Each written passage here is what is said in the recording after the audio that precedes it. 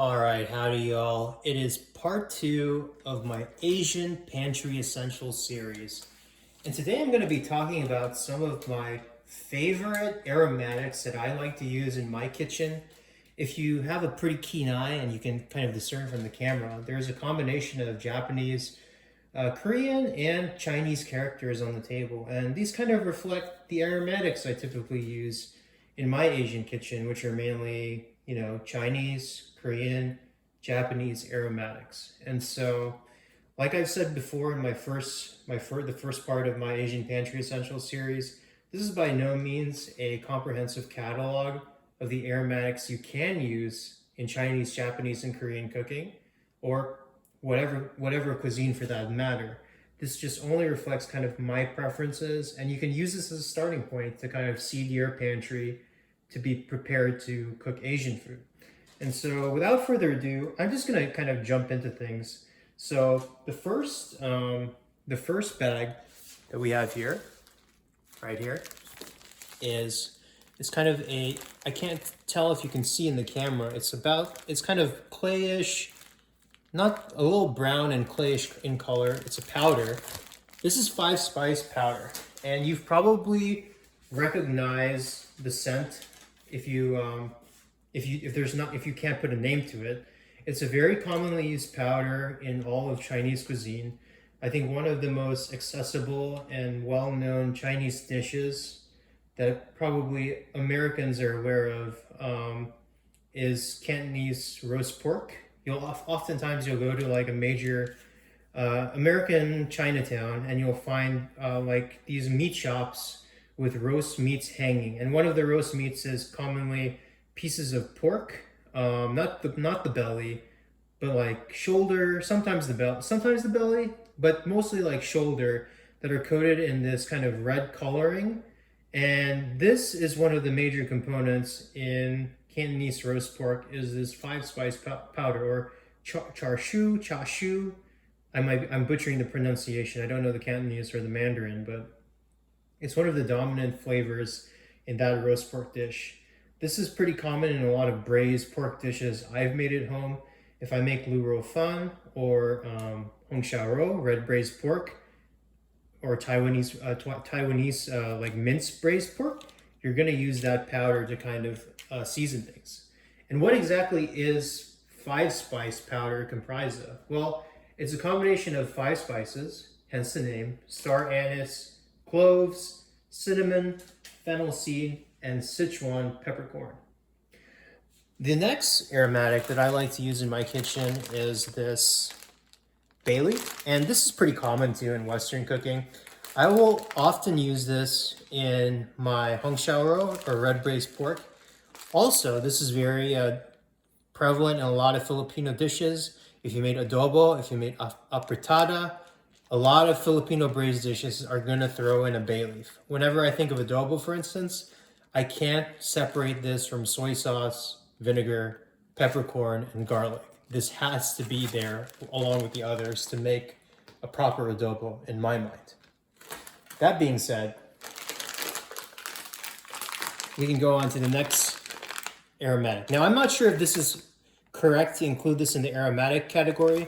I actually wasn't quite sure where else to include this, but this crystal candy is or also known as rock sugar, rock candy. It literally looks like a crystal, and it's really just crystallized sugar, or I think raw sugar, basically. You're going to use this as the basis for a lot of caramel sauces in Asian cooking. And what do I mean by that? What are some examples of that? So, like I've been using this example so many times, red braised pork. This will be the basis of your caramel. This will basically melt in a pan and then brown, and it'll give your pork a really like deep, dark brown color. And this is kind of the basis of the sweet caramel flavor that's kind of imparted to the pork. Another dish I can think of that uses crystal rock sugar, or some equivalent thereof, is thit co, which is a Vietnamese, I'm probably mispronouncing it, thit co, which is a Vietnamese braised pork dish. It's similar to other braised pork dishes, but the main distinguishing factor of Titko is that it uses fish sauce along with that use of rock sugar. So it's kind of sweet. It has that very unique umami taste due to the fish sauce. And yeah, it's definitely something you should check out. So if you're gonna make a lot of braised dishes, braised meat dishes, would highly recommend getting the crystal sugar. The next is, of course, raw cinnamon. Now, there are different varieties of cinnamon. I believe this is the one that is more common in Asian grocers. I forget the name, or there's two main varieties, but it's different from your typical Western cinnamon. This will be used in a lot of braised meat dishes, braised pork dishes. Like if you were listening keenly, the 5-spice powder itself contains cinnamon too, and so it would make sense that it's kind of very prevalent in a lot of braised dishes. Another commonly used aromatic is this dehydrated citrus peel. It kind of adds a unique citrus essence to a braised dish. I like to add this to my Lurofan along with your normal 5-spice and star anise. But yeah, like this is totally optional. I think, yeah, I can't really think of that many other uses for this specific citrus peel, but it adds a very unique citrus flavor. And if you kind of like that in your braised food, something I'd highly recommend. Next is these dried green peppercorns. So these are a Chinese form of peppercorn. I believe they're a type of Sichuan peppercorn. You can use this in sauerkraut fish, which is very, like one very popular dish as of late. It's basically like a sour, numbing, spicy sauce, which is what this peppercorn kind of gives. This is in contrast to like chili pepper spicy. This will basically make your tongue numb, are these peppercorns. But yeah, these are good in like sauerkraut, fish dishes, any Sichuan dishes. You're gonna need that numbing spice. Would highly recommend getting these peppercorns. The next is star anise.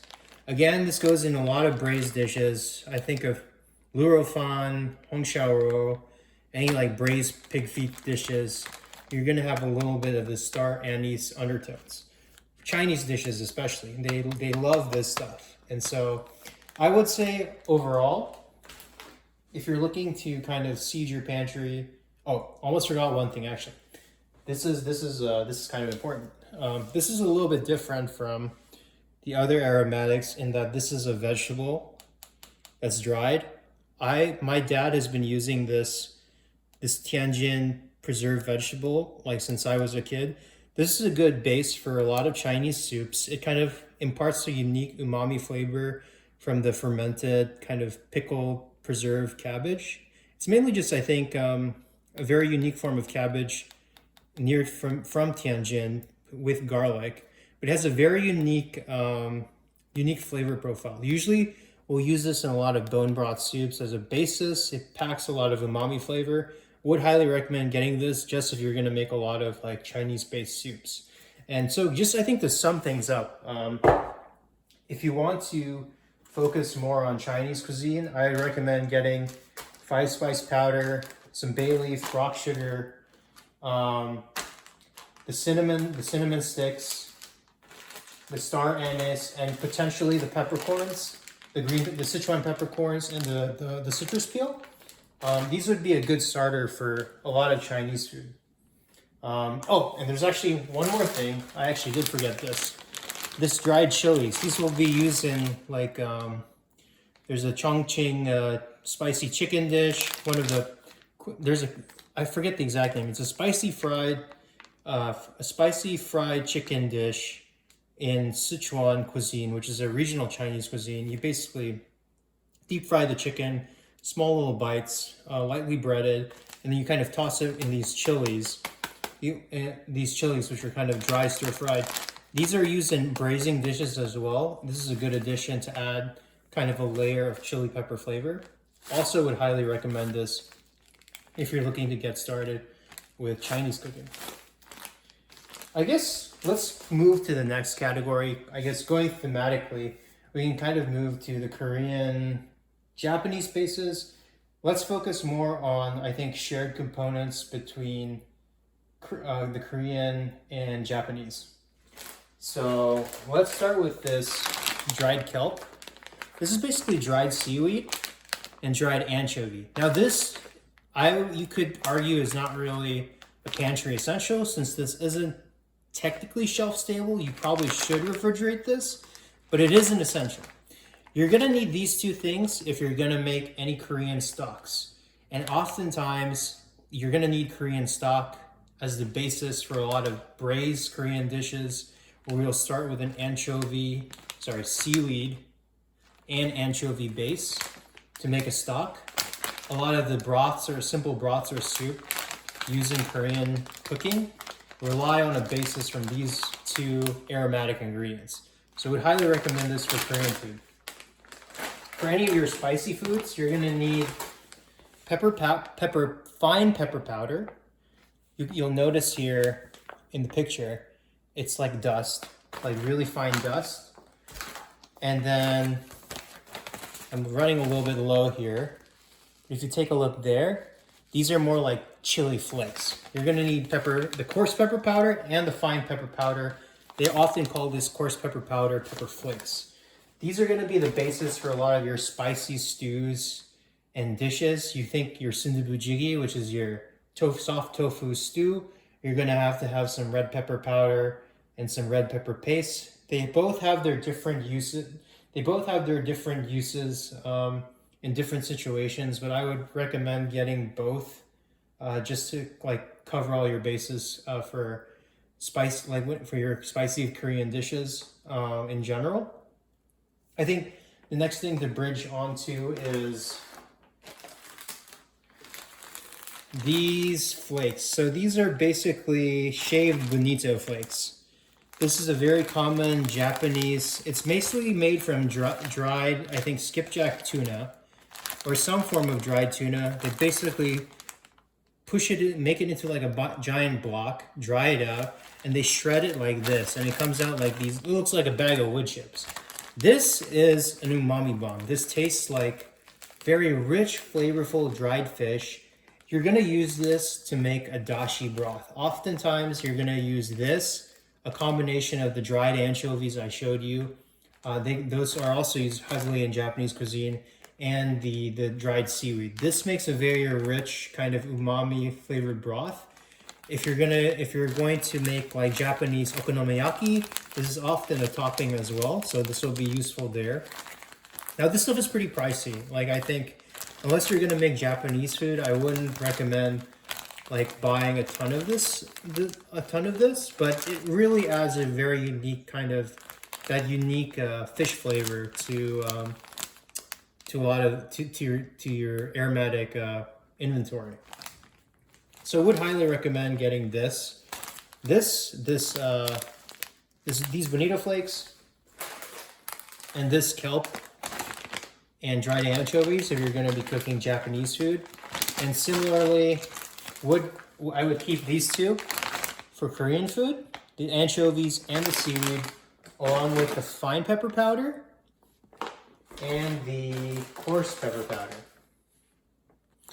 So the last thing is kind of a universal, I think you use this in you can probably use this in all of Korean, Japanese, Chinese cuisine, are these dried mushrooms. Now, if there's one thing you should take away from this video, is get the dried mushrooms. The dried mushrooms are super versatile. You'll use these in braised dishes. Often you'll rehydrate these, put them into a braised dish, or you'll rehydrate them and then basically put them into stir-fried noodle dishes.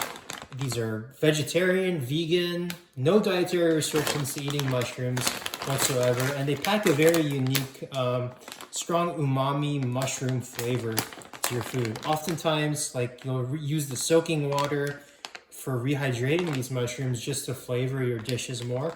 It adds a really unique umami punch. So would highly recommend getting the mushrooms. The mushrooms kind of serve all of these cuisines, and I think this is a big one. Like, get the mushrooms. If you don't get anything else here, try out the mushrooms. I think you won't regret it. Or look up some, like, Google and look up the uses of dried shiitake mushrooms in Chinese food, Japanese food, and Korean food, and you'd be kind of surprised on the uses there. So that's about it for my video. Just to recap what I talked about, I just showcased some of my favorite Japanese, Korean, and Chinese aromatics.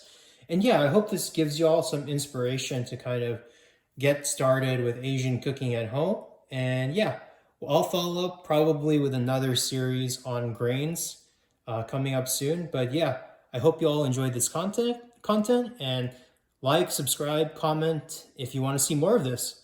Thanks, y'all.